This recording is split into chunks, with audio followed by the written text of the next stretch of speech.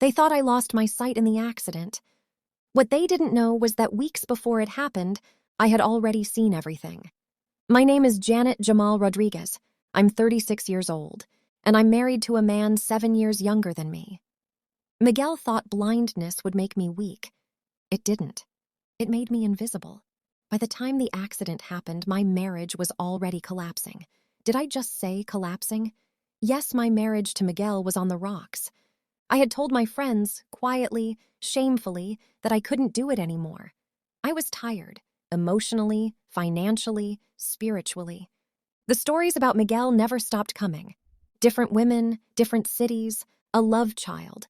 Baby mamas I'd never met but somehow financed. Yes, that was Miguel, my husband. And making babies with baby mamas was fast becoming his trademark. Baby mamas whose names I didn't know, but whose lifestyles I somehow funded. Miguel didn't just cheat, he consumed. He had expensive taste and lived an expensive lifestyle. Designer clothes, expensive designer shoes and trainers, 5-star holidays. Business trips, fully funded by my money. Business trips that never produced business. Our marriage wasn't a partnership. It was a drain. An absolute drain. What suffocated me wasn't just the cheating. It was how easily he spent my money, my trust, my patience. And still came home expecting loyalty and demanding more. I wanted out. It was a lifestyle subscription I could no longer afford. I told a close friend I needed a break. Space, silence, and oxygen. I was ready to end it. But there was a problem. Miguel had refused to sign the prenup. We had agreed to it before the wedding. He'd smiled. He promised. He reassured me. Then after the ring, after the vows, after my last name became his, he reneged, and I let it slide. That was my first mistake. Before we continue, please take a moment to like and subscribe. Turn on your notification if you can. If you're excited for the next part, hit like and share. Tell us where you are watching from. After the accident, Miguel changed. Or maybe he simply stopped pretending. I stayed on the couch most days, wrapped in blankets, eyes closed, breath slow, blind, vulnerable, broken. That's what he thought. He spent more time alone in our bedroom. The door closed, the energy distant. He stopped traveling as much, which surprised me. When I asked why, he touched my hand gently and said he wanted to spend quality time with me. A beautiful lie. My house had become his hotel. His girlfriends came and went like guests checking in and out. They slept over, showered, laughed softly in the night, and left the next morning. I heard everything. The clicks of heels on marble floors, the creak of my bed, the whispers that assumed I couldn't see. I stayed still. I learned patience. Please like, share, and subscribe to help us grow our YouTube channel and expand our audience reach. Do remember to turn on your notification. Now let's crack on with the story. The rumors about my personal assistant, Rebecca Riley Woodhouse, had been circulating for months. I dismissed them at first. Rebecca was efficient, polished, loyal, or so I thought. I needed proof, so I invited her to the house for a meeting. I planned every detail. She spoke confidently, professionally, unaware that this wasn't just business. When the meeting ended, she said goodbye. I waved, deliberately in the direction of her voice. Blind, harmless, Rebecca never left.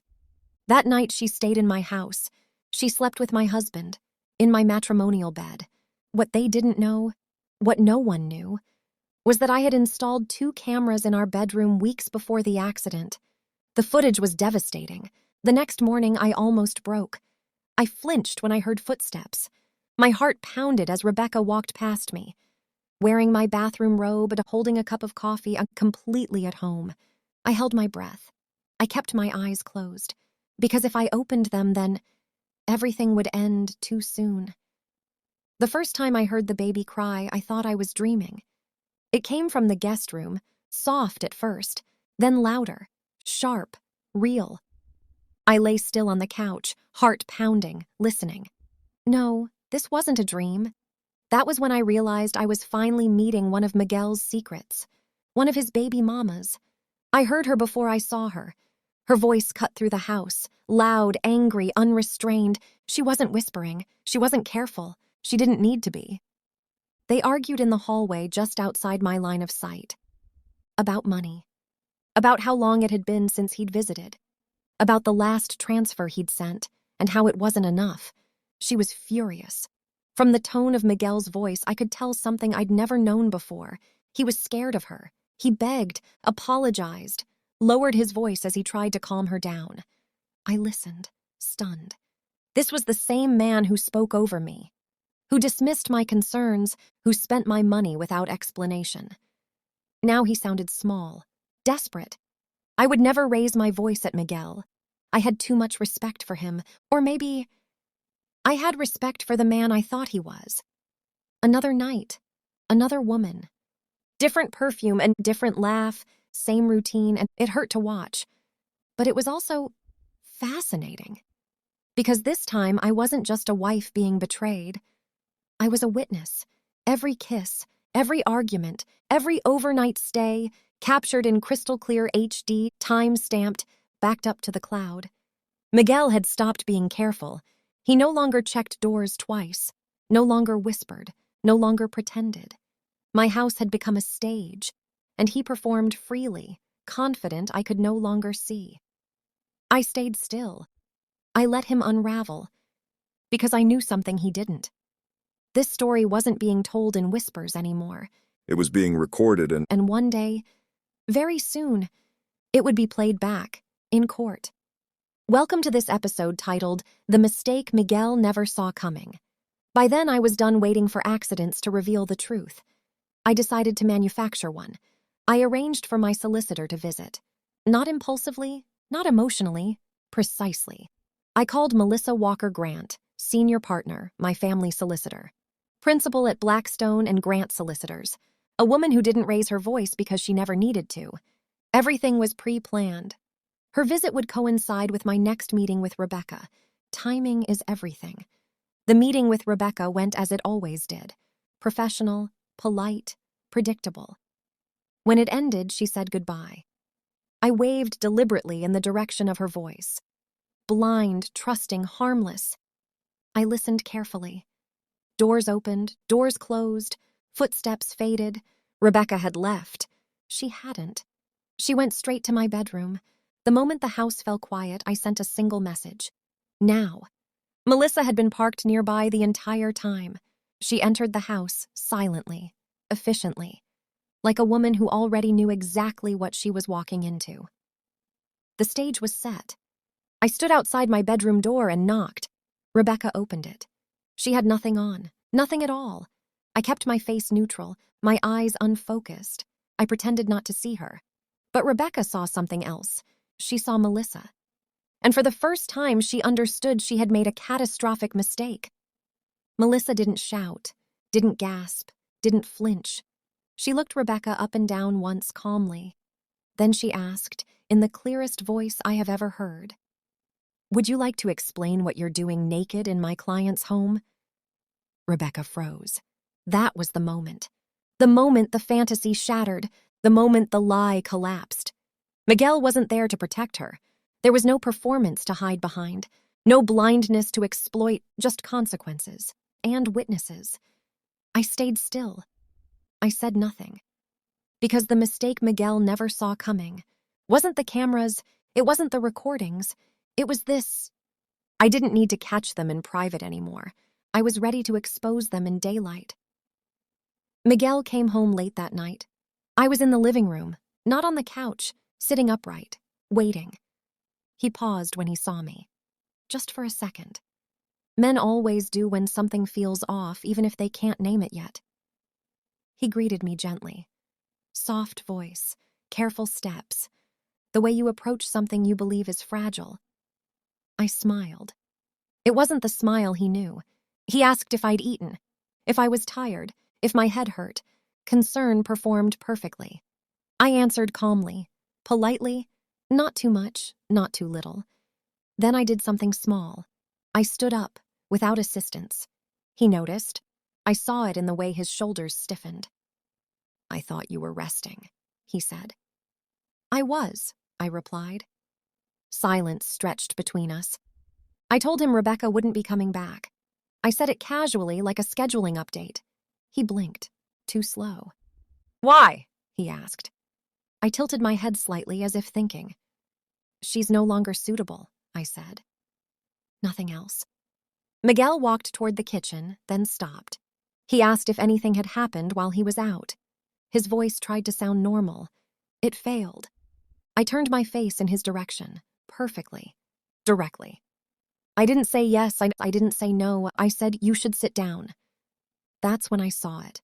Fear, not panic, fear. He sat. I remained standing. I told him my solicitor had visited.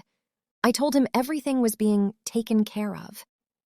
I didn't raise my voice, didn't accuse and didn't explain. I didn't need to.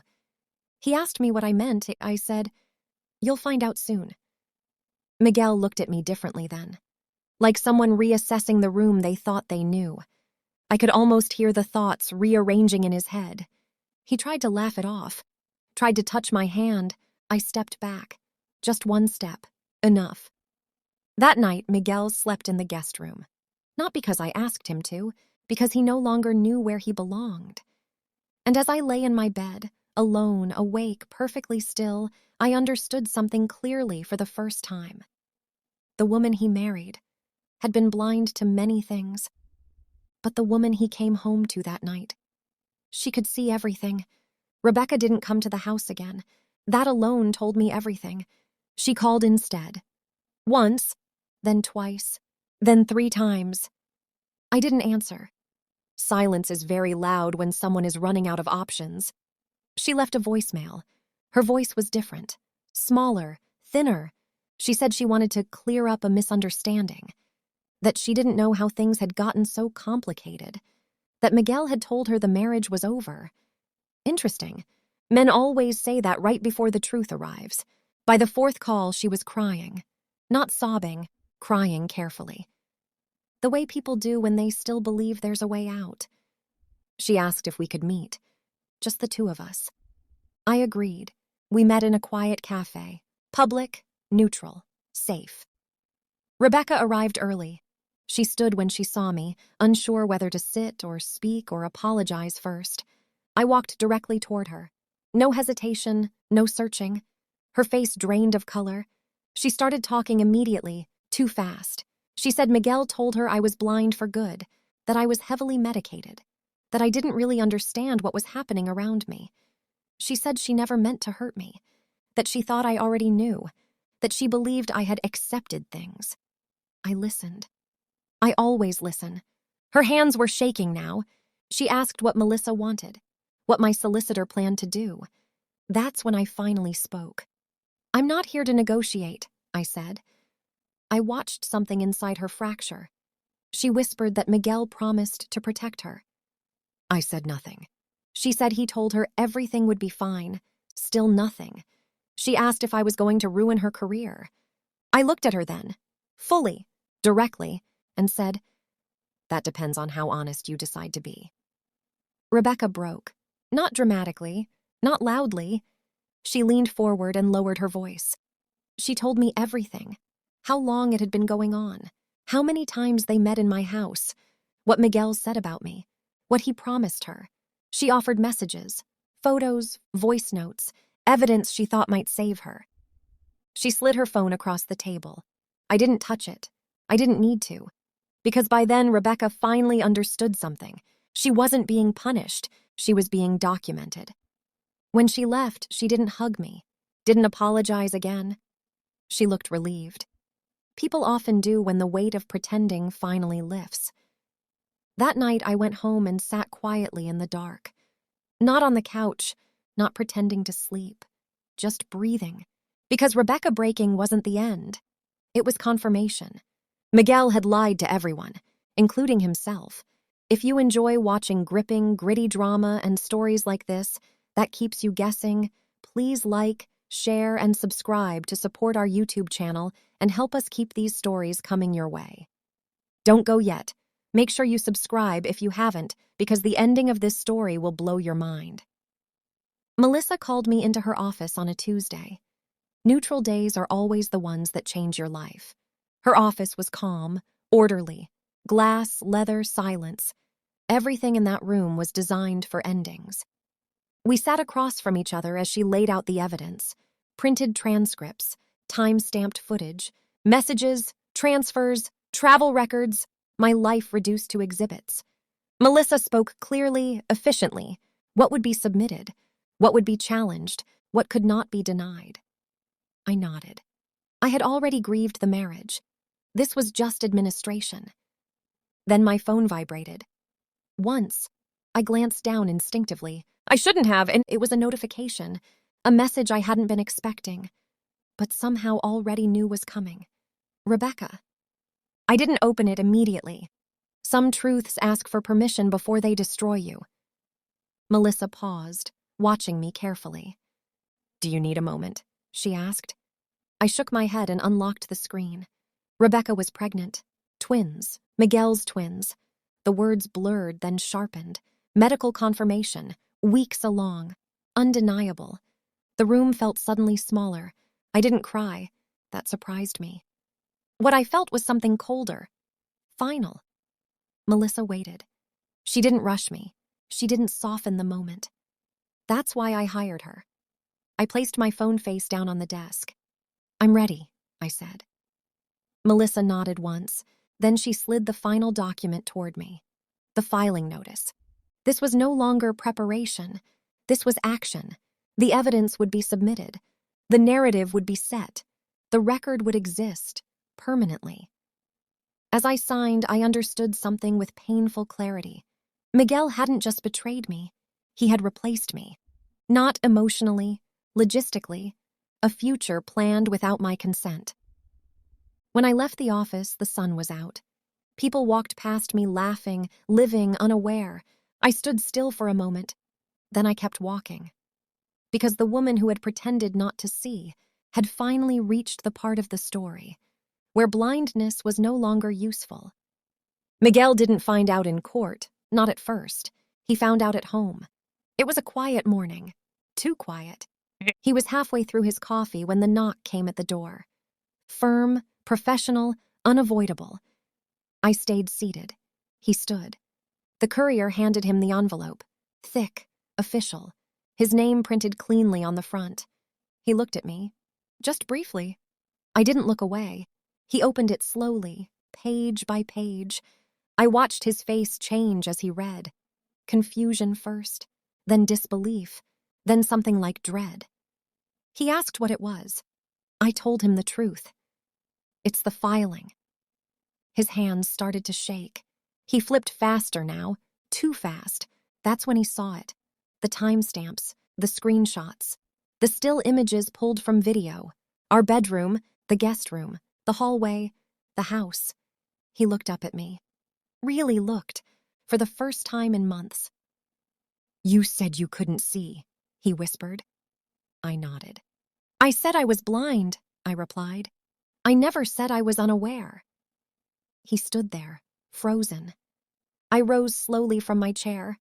I walked toward him. No hesitation, no searching. I stopped just close enough for him to understand. "I installed the cameras before the accident," I said calmly. "Every blind spot." He staggered back. "No," he said. "No, that's not possible." I tilted my head. "You taught me to be careful," I said. I finally listened. He asked how long I had known. I told him the truth. Long enough. Then he asked the question he'd been avoiding. Rebecca, the baby, the twins. I didn't answer immediately. Some truths deserve silence first. "Yes," I said finally. "I know." That's when he broke. Not loudly, not dramatically. He sank into the chair like his body had given up before his mind could catch up. I watched him. The man who thought blindness meant power.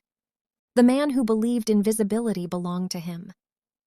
"I recorded everything," I said. "It's already filed." I paused. "And Miguel—" He looked up.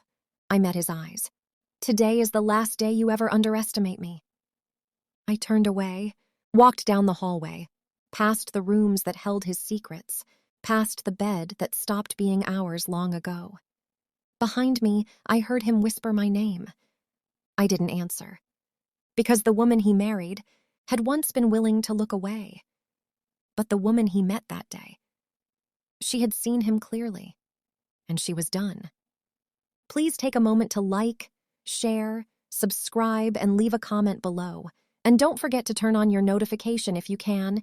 If you are excited for the next part, hit like and share. Tell us where you are watching from.